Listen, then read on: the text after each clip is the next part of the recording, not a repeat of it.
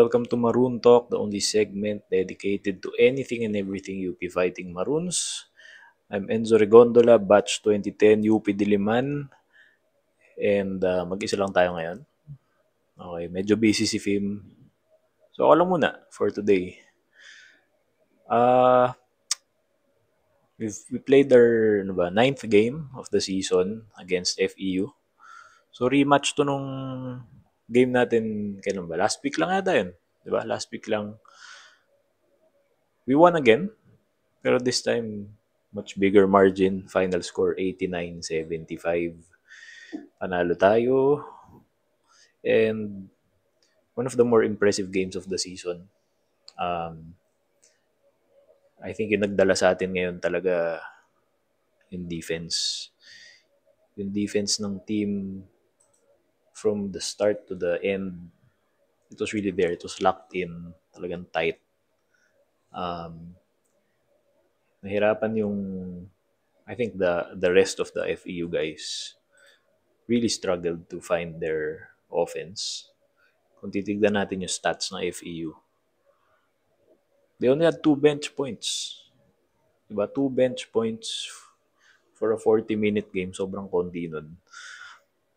Bulk of the scoring, they scored 75 points. Medyo marami. But the bulk really came from Mo Konate and Joric Bautista. Konate, 24 points. Joric Bautista, 22.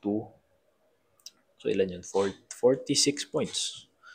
Diba? 46 of the 75 points galing lang sa kanilang dalawa. And nasabi to nung broadcast na parang siguro they'd allow those guys to score but take away everyone else. And kung yun nga yung game plan ng UP, successful sila kasi yun nga 2 bench points lang, di ba? So 73 points from their starters. Tapos 46 nga galing dun sa dalawa lang. So kung yun talaga yung mission, talagang mission accomplished ng UP dun. Maganda yung depensa. We forced how many turnovers? 15 turnovers. Just the right number. Yung ina-expect nating turnover number na na-force na UP. They did that against FEU again. I think special mention dito dapat si Jacob Baila.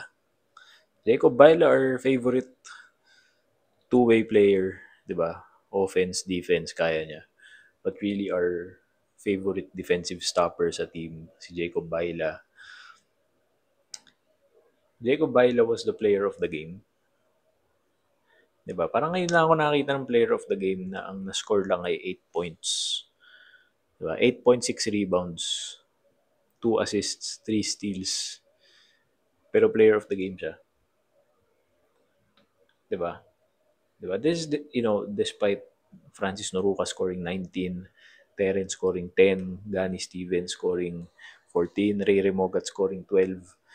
Pero yung player of the game is a player who only scored 8 points. Diba? I guess ito yung pinaka magandang display of defense really being our anchor sa success natin. Diba? From the time na from tip off to the final buzzer, yung depensa talaga natin yung nagdala. Diba? Baila always defended the best player on the other team. And hindi siya hindi yung impact niya, hindi siya palagi nagre-reflect sa box score. Kaya nga 8 points lang siya, 3 steals. Pero yung thumbprint niya talaga nasa game. Makikita mo talaga how he altered FEU's offense. Kung paano niya nabantayan yung mga main options ng FEU. Sila Joric Bautista. Hindi sila makagawa eh. I mean, yeah, they scored 75, but those were 75 hard-earned points. Yung point of attack defense ni Jacob Baila, very evident, very impactful talaga. Yeah, I mean, congrats, Jacob, player of the game. You deserve it. You deserve it with the way you, I guess, anchored the defense ng team. Uh, Another thing to point out is the spectacular ball movement of the team for this game. Yung FEU, at times, they always, at times tapos always, walang sense. Meron times na nagto 2-3 zone yung FEU. And in previous games, makikita mo na yun yung parang nagiging weakness ng UP, 'di ba? Meron tayong games na pag na encounter natin yung zone, mahirapan tayo. The ball was just swinging sa outside the 3-point line, which is not helpful, 'di ba? Hindi siya helpful na ganun. Pero yung the way we countered the zone in this game, iba siya eh. Parang ngayon the team found a way to attack the center of the zone. Kung sa 'di ba 2-3, yung sa may bandang free throw line semicircle na ganun. So mga 15 to 18 feet. Doon na pupunta yung bola. Tapos magko-converge dun yung defense. Then kick out to an open shooter. Tapos doon na magsisimula umikot yung bola kasi may FEU defender magsa-scramble to the open shooter. So inevitably merong may iwang open na shooter once we make the extra passes. And nagawa natin yun. I think that's how we ended up with a very balanced scoring output from everyone really. Diba? Francis Noruka scored 19 on 7 of 13 shooting. Gani Stevens 14.7 of 9 shooting. Ang dami kasing ganun eh. Ang daming plays na outside in. Mga two-man action ni Gani tsaka ni Ray. O Gani and Harold. O Francis and Harold. Ang daming ganun action. And it worked for us this time kasi they were, our bigs were able to convert yung opportunities nila inside, and that's more than we can ask for, diba? I think nasabi ko nung previous episode na, or one of the previous episodes, medyo weak link natin sa team yung big men, pero in this game it didn't seem that way kasi yun, our leading scorers were our bigs, Francis and Gani. And the team also rebounded well today. We won the rebounding battle, 43 to 35. We had 16 offensive rebounds. We had only 9 second chance points. But I mean, you'd take it na we won the rebounding battle. And Francis Noruka had 10 rebounds. So, di ba sinabi natin na bakit big man siya, tapos hindi man na nakakuha ng double-digit rebounding numbers. Pero ngayon, naka 10 rebounds siya. I mean, it's, para sa akin, medyo bare minimum, di ba? Mga 10 rebounds ka as a center. But yeah, we'll take it. We'll take what we can. Nanalo naman tayo eh. Di ba? So, okay na rin, naka 10 rebounds siya. Problema, si Gani Stevens only had 4 rebounds. And, meron pa ring sequences talaga na parang kulang sa effort sa rebounding. Ang hirap eh. Ewan ko, parang if we don't have it 9 games in, I don't think we're gonna have it moving forward. Kasi 9 games na eh, tapos wala pa rin.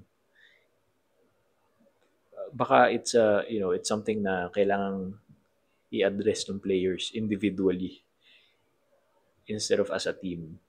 Kasi rebounding, it's really, boxing out, having a nose for the ball, diba? Hustle. Hindi lang siya basta mataas ka tumalon eh. Kailangan din, yun nga, kailangan meron kang space to do it.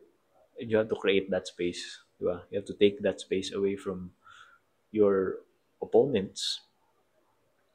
And if you can't do that now, I don't think we're gonna do that in the next 5+ games. It's just something that we have to address in another way. So, 'di ba, kung hindi tayo makakuha rebounds, then you might as well defend very well. You might as well be more effective offensively. And tingin ko kaya naman natin 'yun. The team is deep enough to pull that off. You know, just how deep is the team? Well, tingnan natin si Harold Alarcon, our hero for the past few games. Diba? Last game, he scored 24. Season high 24 points for him. Today, or yesterday, rather, he had 4 points. He had 4 points.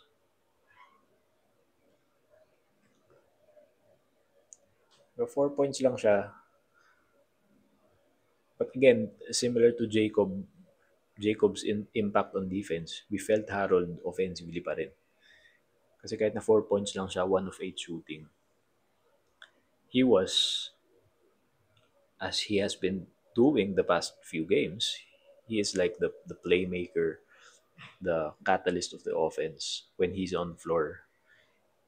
He's the one creating opportunities for others. Yung mga pasa niya to for bigs, Gani. Yung mga no-look pass niya na paano niya nagagawa yun? Hindi naman siya point guard. Pero nagagawa niya eh.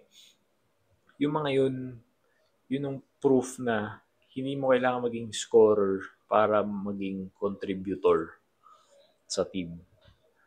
Yung game ni Harold ngayon, he had 4 rebounds and 4 assists. But again, his impact is not, I guess, it's not as evident in the box score. Pero pag pinanood mo yung game, makikita mo eh. Nandun yung impact niya sa court. Kasi, ano na siya eh, I guess, threat na siya sa kalaban. Kasi pag nandun siya sa court, alam na ng kalaban na he can't get to his mid-range spots because he can hit that. You can't give him the driving lane because he can bring the ball to the hole. So threat na siya offensively. And when he touches the ball, defenses have to pay attention to him kasi he can do something with it. And he still did. I mean, 4 assists, not bad. Meron pa, I think, meron pa siyang mga magagandang pasa that led to the assist. I mean, it's not just his, I mean, yung pasa niya, it was to set up the pass that directly led to the points. Parang ganun. Ganun yung nakukuha nagagawa ni Harold pag nasa court siya. Ano pa ba?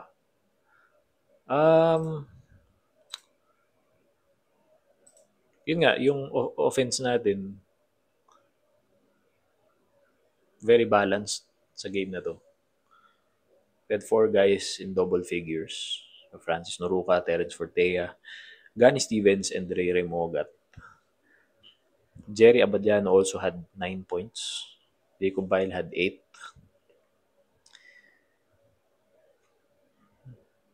It was, yeah, a balanced scoring attack from us.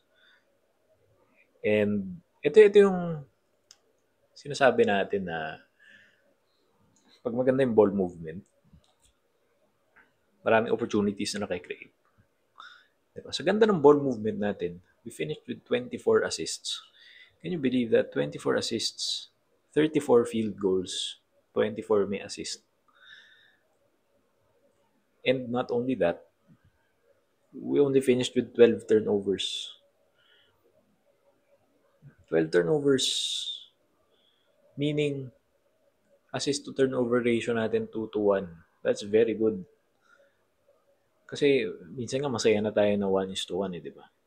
Masaya na tayo na yung turnovers natin nasa 15, yung assists mga 15 to 18, mga ganun. Masaya na tayo dun eh. Pero ngayon 12 turnovers lang, 24 assists.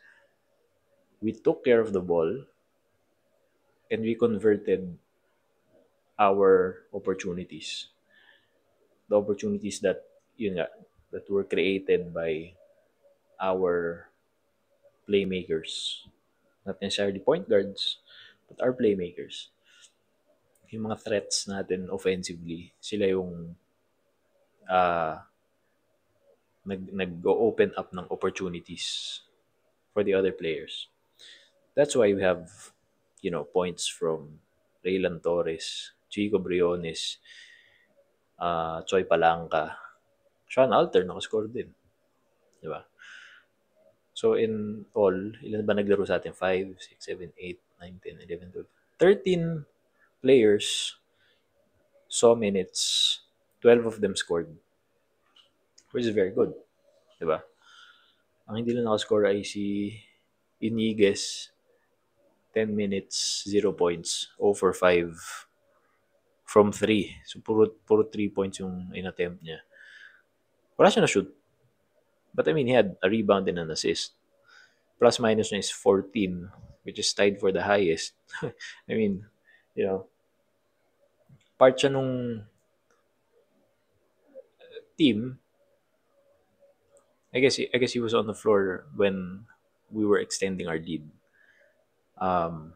In the third quarter ata yun, he was playing then. Hindi siya nakaka-shoot pero he was part of that group that was limiting FEU from scoring.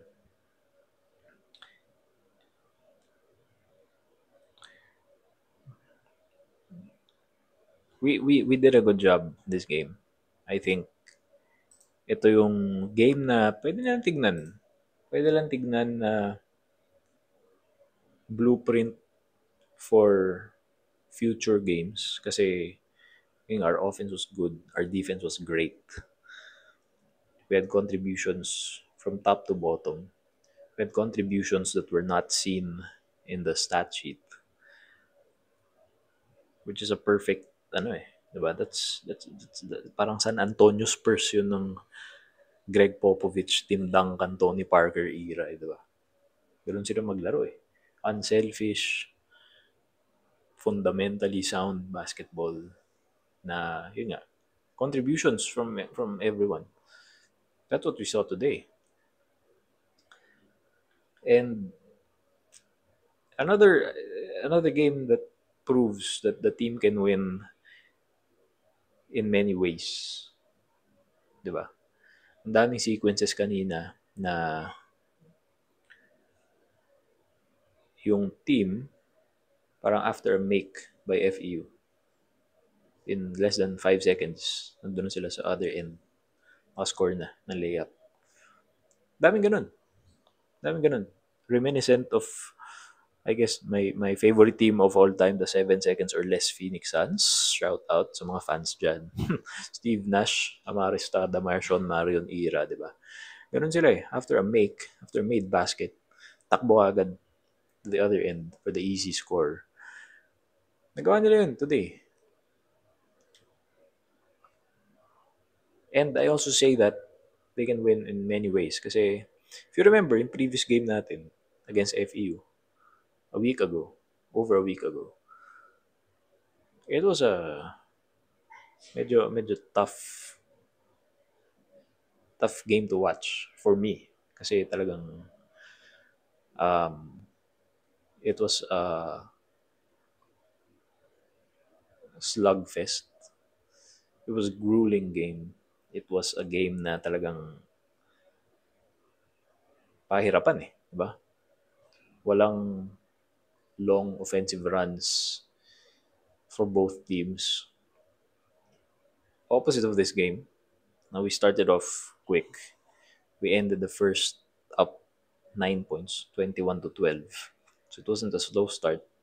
Pangilang game na to na hindi tayo slow start.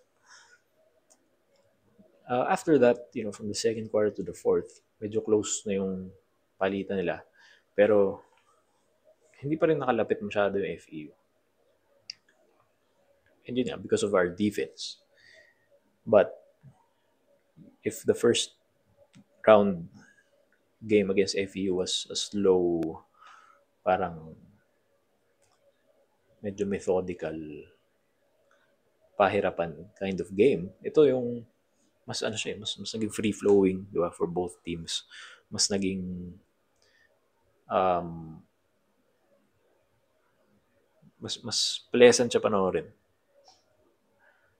And mas productive kasi naka 89 points tayo ngayon. So yeah, all in all, that was a great game for the team from start to finish. Talagang nakita natin yung adjustments, I guess, from the first game to now. The ball movement is spectacular. The rebounding was a pleasant surprise that we won that battle. And the contributions from everyone, sobrang thank you. Thank you sa lahat na nag-contribute sa game na to. Yung free throw shooting pa natin, 18 of 20. Three-pointers natin medyo sablay, 3 of 18 lang. But, if you're hitting from everywhere else, diba, our 2-point percentage was 57.4%. But diba, I mean, the good thing about our team is we don't live and die by a single aspect of our game. Diba, our three-pointers are not falling, okay. Kuha tayo sa loob ng points. Nagsastruggle yung bigs natin, okay. Here comes our shooters. Let's get our points from the perimeter. Our offense is struggling altogether, okay. Pareho tayo mag-struggle offensively. Kasi yung defense natin na mag-shine. And our defense has always shown for us. Diba? The defense is always there. And that's the best thing we can ask for. The consistency of their defense is something to be proud of. Kasi as long as the defense is consistent, kahit ganong kahirap yung offense, makakascore din yan. Diba? As long as you prevent the other team from scoring, okay na yun. The fact that our defense seemingly never takes a game off is, I guess, the strength of our team. So, yeah. I think meron tayong break na may konti tayong break for this week. Our next game is on next Wednesday, November 5 against UST. UST, I'm looking forward to this game kasi we lost big in our opening game of round 1 against UST. And yun nga, nung game na yun kasi parang we were still struggling with our identity.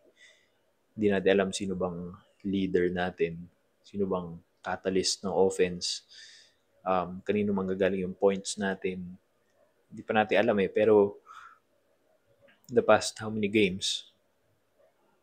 I think the past 5 or 6 games, alam na natin yun eh. We more or less we know kung sino yung mga dapat nating asahan kung ano mga dapat nilang gawin. Yung mga roles nila, mas defined na. Mas relax na tayo sa game natin. So, there's nothing else there's nothing to, parang, there's no excuse anymore for us not to play better than we did in our opening game. Because we are a better team now than we were in game 1 of the season. So yun lang. Maraming salamat. Shoutout kay Fim na medyo busy kaya hindi kami nakapag-record. Yeah. Suporta lang tayo sa team. Nood lang tayo ng games. And yun. Have a good week ahead. Have a happy nga ba? Have a happy undas ahead. Sana maging restful yung kahit short break lang for everyone. Yeah, yun. UP5. Maraming salamat. Peace.